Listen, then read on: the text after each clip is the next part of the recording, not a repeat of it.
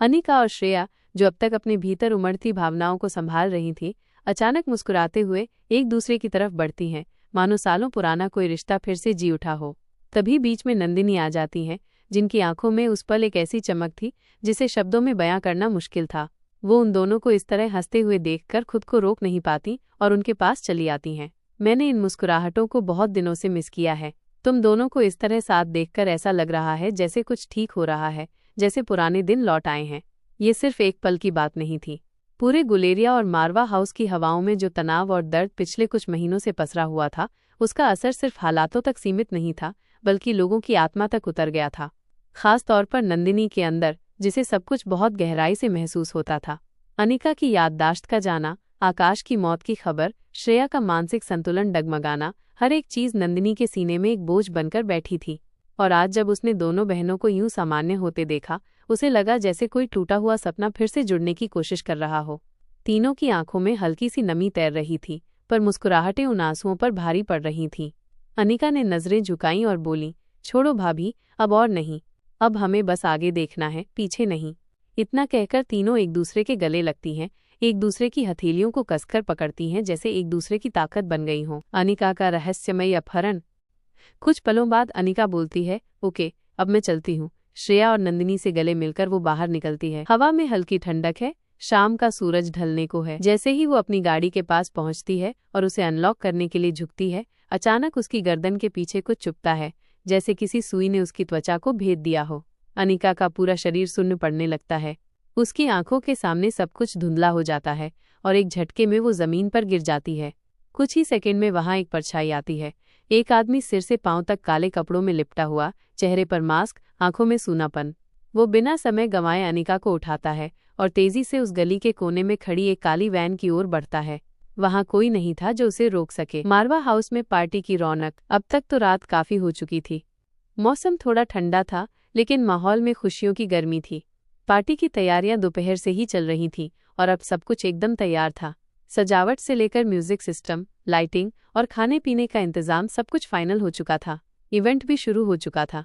रोहित को अच्छे से पता था कि अनिका को न तो ज्यादा भीड़ पसंद है और न ही बेवजह का दिखावा, इसलिए उसने बहुत ही सीमित लोगों को इनवाइट किया था। सिर्फ गुलेरिया और मल्होत्रा फैमिली के अलावा परासर फैमिली को भी बुलाया गया था। अब तक सभी मेहमान पहुंच चुके थे। मल्होत्रा फैमिली से क्रिश, किशन मामा, अंजलि मामी और श्वेता सब समय पर आ गए थे। उधर परासर फैमिली से मुक्ता अपने पूरे परिवार के साथ आ चुकी थी। लक्ष्य को नहीं बुलाया गया था। वजह सीधी थी, माइनस उसकी और श्वेता की अब तक सगाई नहीं हुई थी और कोई आधिकारिक पुष्टि भी नहीं थी। रोहित को लगा कि अभी उसे बुलाना थोड़ा जोखिम भरा हो सकता है, इसलिए उसने वो फैसला नहीं लिया। दादी माँ भी अपनी केयरटेकर लीला के साथ वहां मौजूद थीं। पूरे हॉल की बात करें तो वो किसी परी कथा से कम नहीं लग रहा था। रंग बिरंगी लाइट्स हर दीवार पर चमक रही थी और दीवारें गुब्बारों और फूलों से सजी हुई थी। बैकग्राउंड म्यूजिक धीरे धीरे चल रहा था, जो माहौल को और भी आरामदायक और ताजगी भरा बना रहा था। लोग आपस में हंसते मुस्कुराते बातें कर रहे थे। कुछ लोग डांस फ्लोर पर अपने जलवे दिखा रहे थे, तो कुछ लोग खाने की टेबल पर अलग अलग स्नैक्स और ड्रिंक्स का मजा ले रहे थे।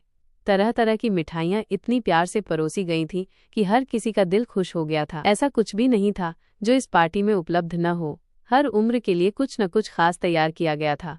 डांस फ्लोर पर बच्चों ने तो जैसे अपना अलग ही क्षेत्र बना रखा था। लकड़ी की काठी, बेबी शार्क और नए बॉलीवुड गानों पर बच्चे मस्ती में डांस कर रहे थे।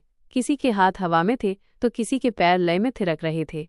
हंसी और चिल्लाहट से पूरा हॉल गूंज रहा था। पार्टी में हर कोई है खुश। इधर मम्मी पापा लोग आपस में बैठकर बातचीत कर रहे थे। कोई पुरानी यादें बांट रहा था तो कोई कॉफी की चुस्कियों के साथ अपने बच्चों की शरारतों पर मुस्कुरा रहा था। माहौल एकदम पारिवारिक लग रहा था, जैसे कोई अपना सा फंक्शन हो। फूड मेन्यू भी एकदम शानदार था। बच्चों के लिए अलग से pizza, French fries, pasta, ice cream, सब कुछ एकदम समय से परोसा जा रहा था। वहीं बड़ों के लिए भी गर्मा गर्म स्वादिष्ट व्यंजन रखे गए थे, जिनकी खुशबू ही सबको खींच रही थी। कोने में कुछ बच्चे अपने गेम्स में मस्त थे। किसी के हाथ में वीडियो गेम था, कोई कलरिंग कर रहा था तो कोई अपनी खिलौना कार से रेस कर रहा था। दूसरी तरफ कुछ बड़े सेल्फी लेने में व्यस्त थे। हर कोई चाहता था कि आज की ये रात उनकी यादों में कैद हो जाए। मेजबान बड़े दिल से हर एक मेहमान का स्वागत कर रहा था, सबको अपना सा महसूस करवा रहा था। हर चेहरे पर मुस्कान थी, हर दिल में सुकून।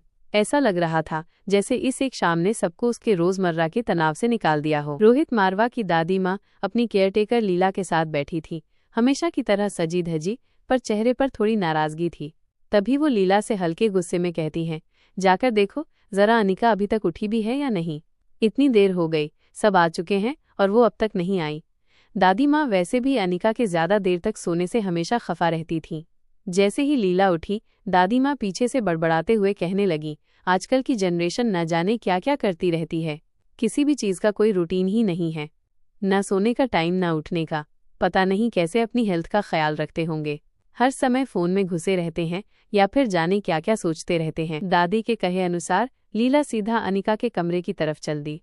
दरवाज़ा खोलकर उसने आवाज़ लगाई, अनिका बेटा, उठ गई हो क्या? लेकिन कमरे में एकदम सन्नाटा था। लीला ने धीरे से पर्दा हटाया, बिस्तर देखा, वहाँ कोई नहीं था। उसे थोड़ा अजीब लगा। अब लीला ने कमरे के हर कोने में देखना शुरू किया, वॉशरूम, बालकनी, वार्डरोब, सब चेक कर लिया, लेकिन अनिका कहीं भी नहीं थी। अब उसकी आंखों में चिंता साफ दिखने लगी थी। वो तेजी से हॉलवे पार करती हुई हाँफती हुई दादी माँ के पास पहुँचती है। उसकी सांसें तेज चल रही थीं और चेहरे पर साफ चिंता झलक रही थी। उसने दादी माँ के पास जाकर धीमे लेकिन घबराए हुए स्वर में कहा, दादी माँ, मैंने पूरा कमरा देख लिया, बाथरूम, बालकनी, कबर्ड, हर जगह चेक किया, पर अनिका मैडम वहाँ कहीं नहीं है, वो कमरे में नहीं है। दादी माँ को जैसे एक झटका सा लगा। उन्होंने गुस्से में आंखें तरेरी और थोड़ा चौंकते हुए बोली, क्या मतलब है तुम्हारा? लीला लड़की कहाँ गई फिर? इतनी बड़ी पार्टी में आज उसके बर्थडे पर वो गायब कैसे हो सकती है? तभी वहीं से भूमिका गुजर रही थी। उसने दादी माँ और लीला के बीच की बातचीत सुन ली। आवाज की गंभीरता से वो रुक गई और फौरन दादी माँ की तरफ मुड़कर पूछा, क्या हुआ दादी माँ? अनिका कहाँ है? दादी माँ ने एक लंबी सांस ली और फिर भूमिका को जवाब देते हुए कहा, मैंने लीला को भेजा था अनिका को बुलाने, लेकिन ये कह रही है कि वो वहाँ कमरे में है ही नहीं। अब पता नहीं लड़की कहाँ गई है। भूमिका ने फौरन लीला की तरफ देखा और उसकी नज़र जैसे ही लीला से मिली, लीला थोड़ा घबरा गई। घबराते हुए उसने सफाई दी, मैडम मैं सच कह रही हूँ, मैंने पूरे कमरे को अच्छे से चेक किया, मैंने कोई भी जगह नहीं छोड़ी, बाथरूम, बालकनी, हर कोना देख लिया, लेकिन अनिका मैडम नहीं मिली। मेरा इसमें कोई कसूर नहीं है। लीला की बात सुनकर भूमिका भी थोड़ा घबरा गई। उसके मन में एक अजीब सी बेचैनी उतर आई।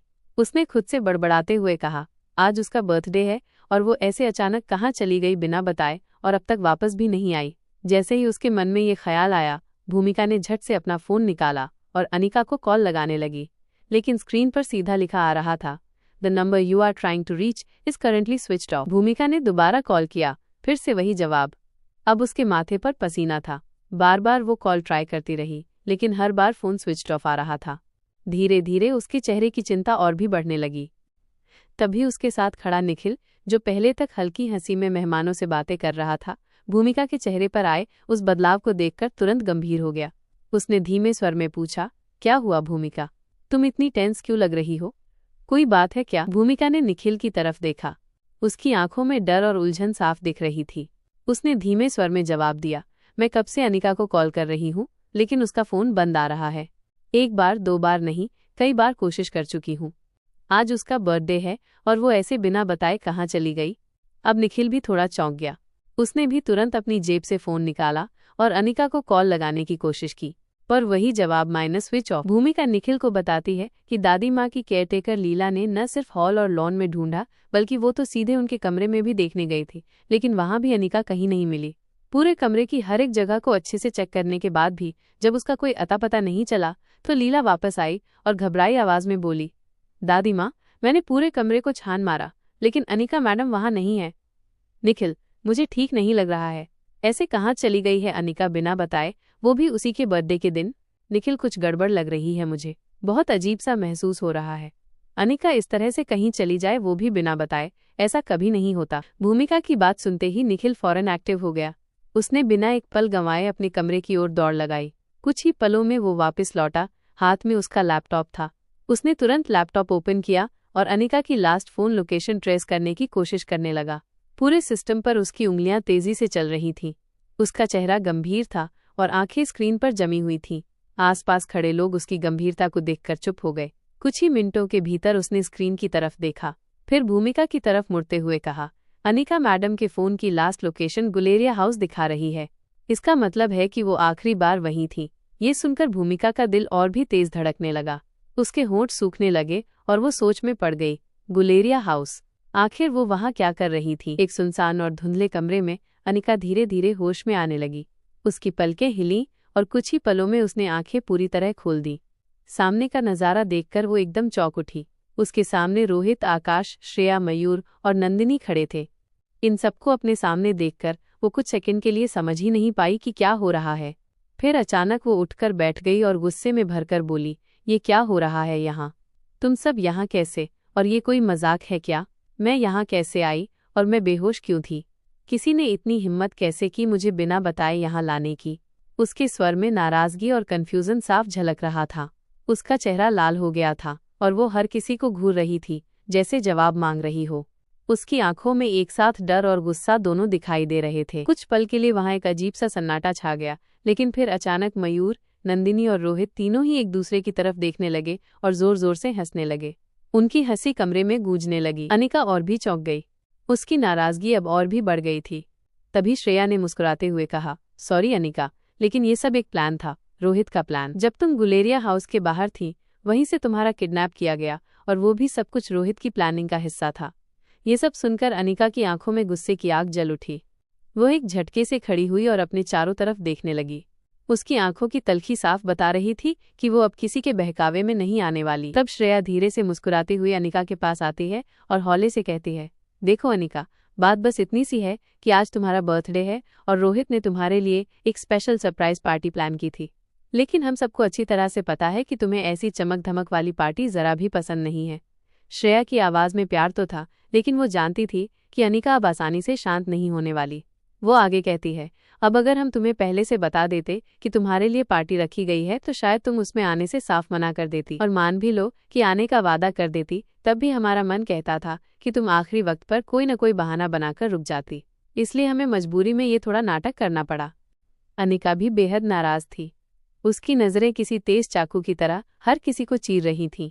तभी आकाश ने बात को संभालते हुए कहा, देखो अनिका, हम सब सिर्फ प्लान में शामिल थे, लेकिन ये आइडिया, ये पूरा मास्टर प्लान तो रोहित का था। उसी ने सब कुछ सेट किया था, minus location, timing, security guard का रोल, सब कुछ। ये सुनते ही अनिका का गुस्सा सीधे रोहित की ओर मुड़ गया। वो बर्फ सी ठंडी नज़रों से रोहित की ओर देखने लगी, जैसे उसकी नज़रों से ही वो पूरा हिसाब कर देगी। कमरे का माहौल एक पल को पूरी तरह से शांत हो गया। सब जानते थे, जब अनिका गुस्से में होती है तो सामने वाला बच नहीं सकता, फिर चाहे वो कोई भी हो। अब हर किसी के चेहरे पर एक ही एक्सप्रेशन था, अब गया रोहित। मयूर धीरे से नंदिनी की ओर झुकते हुए बोला, अब देखना दुनिया के लिए जो रोहित मारवा एक बड़ा बिजनेस आइकॉन है, आज वो इस एक लड़की के सामने पूरी तरह से ढेर हो जाएगा। अब कमरे में एक दिलचस्प माहौल बन चुका था। सबकी नज़रें अनिका और रोहित पर टिकी थीं। अनिका की आंखों में अब भी नाराजगी की चमक थी, लेकिन रोहित की हालत देख सबके चेहरे पर मुस्कान तैर गई थी। जैसे ही अनिका की गहरी नज़रों का सामना रोहित से हुआ तो वो एकदम से किसी स्कूल किड की तरह अपने दोनों कान पकड़कर खड़ा हो गया और मासूमियत से बोला, सॉरी मैडम, गलती हो गई, पर यह सब तुम्हें एक अनफॉरगेटेबल सरप्राइज देने के लिए किया था, प्लीज माफ कर दो। रोहित की इस मासूम हरकत को देखकर मयूर चुटकी लेते हुए बोल पड़ा, अब देखो तुम्हारा असर कितना गहरा हो गया है रोहित पर। अब ये भी तुम्हारी तरह अचानक शॉक देने और फिर सरप्राइज में बदलने की आदत पाल चुका है। मयूर की बात सुनकर सब जोर जोर से हंसने लगे। माहौल थोड़ी देर के लिए हल्का फुल्का और खुशनुमा हो गया था। रोहित ने भी मुस्कुराते हुए सबकी ओर देखा, फिर अनिका की तरफ इशारा करते हुए कहा, चलो अब मैडम थोड़ी सी ड्रामा क्वीन बन चुकी हो, अब जाके चेंज कर लो। तुम्हारे लिए मैंने एक बहुत ही स्पेशल ड्रेस और मास्क तैयार कराया है। आज की थीम है रॉयल मैस्कुलाइट पार्टी और तुम मेरी क्वीन हो।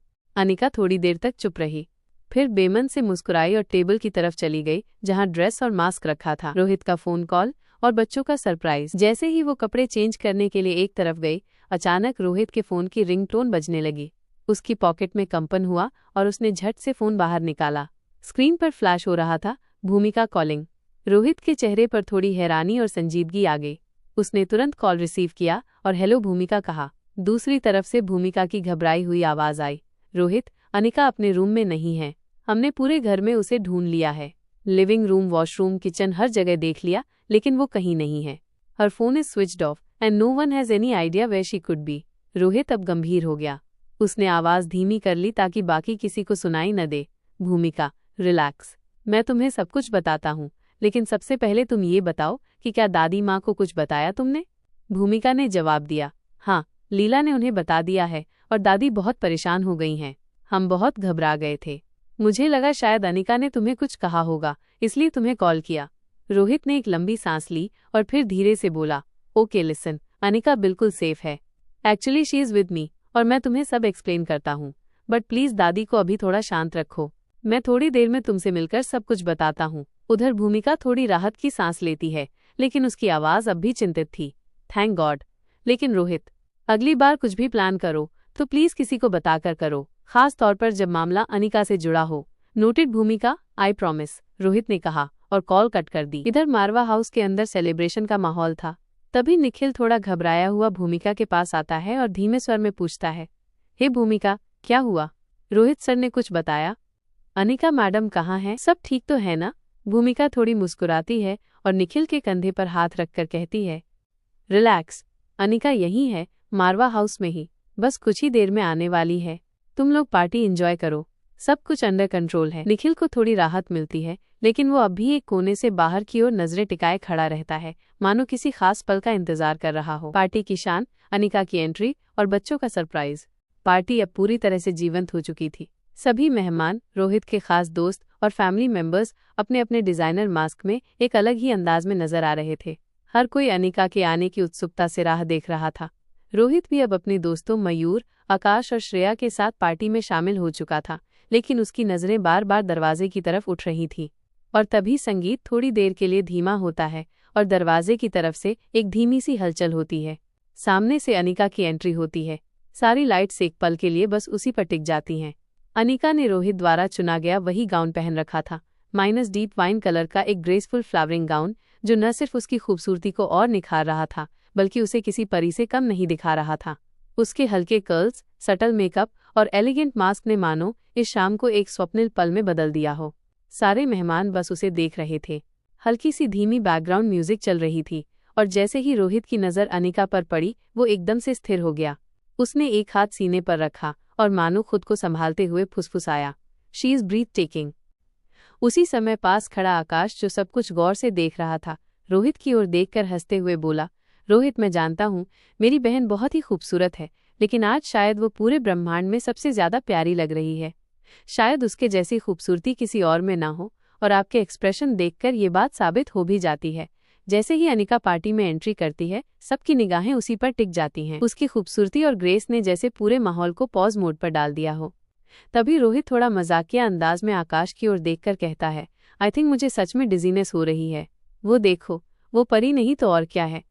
आकाश उसकी बात पर खिलखिलाकर हंसते हुए कहता है, हाँ, डिजी होना तो लाजमी है, लेकिन देखो अपने आप को संभाल लो, वरना सारी पार्टी आपके फेंटिंग ड्रामा में बदल जाएगी।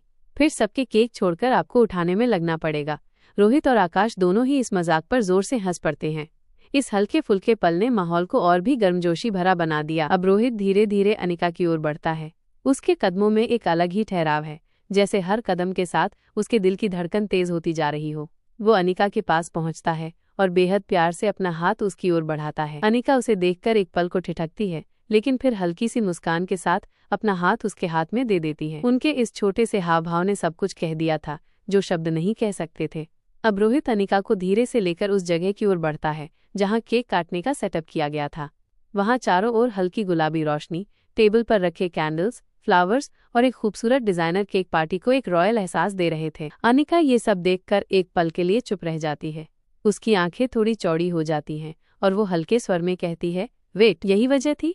यही वजह थी न पिछले 2 दिन से तुम सब इतने वैरिड बिहेव कर रहे थे? रोहित मुस्कुराकर बस इतना ही कहता है, गिल्टी एज चार्ज्ड। अनिका थोड़ा हैरान होते हुए कहती है, बट क्या जरूरत थी इन सब की? इतना तामझाम क्यों?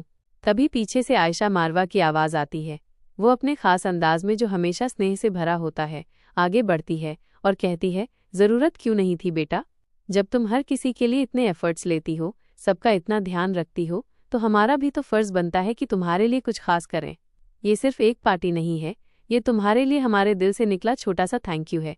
अनिका के चेहरे पर अब भावनाओं की एक परत सी बिछ जाती है। वो थोड़ी भावुक हो जाती है, लेकिन खुद को संभालते हुए मुस्कुरा देती है।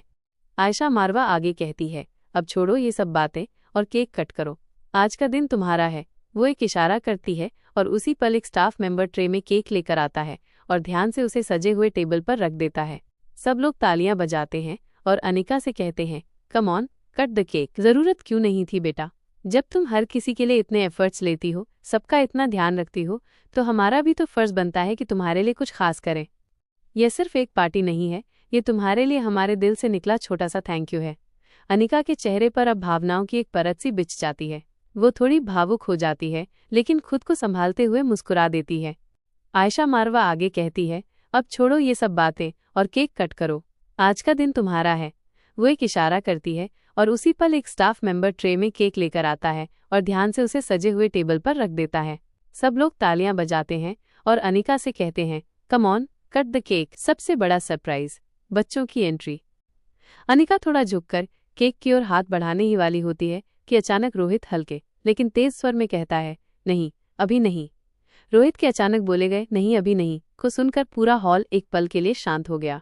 हर किसी की आंखों में सवाल थे, उसने उसे क्यों रोका? आखिर अब क्या हो गया? सबको लगने लगा कि शायद कुछ गड़बड़ है। अनिका ने भी चौंकते हुए रोहित की तरफ देखा, जैसे वो अपने एक्सप्रेशन से पूछ रही हो, अब क्या? लेकिन रोहित बस हल्के से मुस्कुराया और अनिका की ओर झुककर बहुत सॉफ्ट वॉइस में बोला, अपनी बाईं ओर देखो। अनिका ने रोहित के कहे अनुसार थोड़ा धीरे से अपने बाईं ओर देखा और अगले ही पल जैसे उसकी सांसें थम गईं, उसकी आंखें फटी की फटी रह गईं। उसका पूरा शरीर कुछ पल के लिए एकदम जम सा गया। वहां हॉल के एक कोने में गुलाबी और सुनहरी रोशनी में खड़े थे उसके तीनों बच्चे माइनस रिया, आर्यन और अलेक्जेंडर। तीनों ही मासूम सी मुस्कान लिए, हाथों में फूलों का गुलदस्ता लिए मम्मा की तरफ देख रहे थे। बाहर से देखने पर यह सीन किसी को भी सामान्य लग सकता था। आखिर सबको पता था कि बच्चे मारवा हाउस में ही थे, लेकिन अनिका के लिए ये सिर्फ एक सरप्राइज नहीं था, ये एक भावनात्मक विस्फोट था। उसकी रगों में जैसे फिर से जान दौड़ गई हो। दरअसल कुछ दिन पहले जब रोहित ने उससे कहा था कि बच्चों को वापस बुला लेना चाहिए, तो अनिका ने साफ मना कर दिया था। उसने कहा था, अभी नहीं, उनका यहाँ आना सेफ नहीं है। दमयंती अभी भी कहीं छुपी हुई है, हम नहीं जानते कि वो कब, कहाँ और किस रूप में फिर से हमला करेगी। अनिका ने ये बात जितनी सख्ती से कही थी, उतनी ही गहराई से वो खुद बच्चों को मिस कर रही थी, लेकिन उसने कभी रोहित को ये जाहिर नहीं होने दिया। एक माँ होने के नाते वो जानती थी कि बच्चों की सुरक्षा पहले है और रोहित को चिंता में डालना बाद में। लेकिन रोहित, वो तो रोहित था। अनिका की हर अनकही बात, हर छुपी हुई भावना को वो बिना कहे पढ़ लेता था। वो जानता था कि उसकी अनिका बाहर से चाहे जितनी स्ट्रांग दिखे, अंदर से वो हर पल अपने बच्चों के लिए तड़प रही है। इसलिए बिना अनिका को बताए रोहित ने चुपचाप चिराग से संपर्क किया। उसने बच्चों को खास प्लान के तहत एक दिन के लिए बुलवाया, सिर्फ और सिर्फ आज के लिए, इस खास दिन के लिए।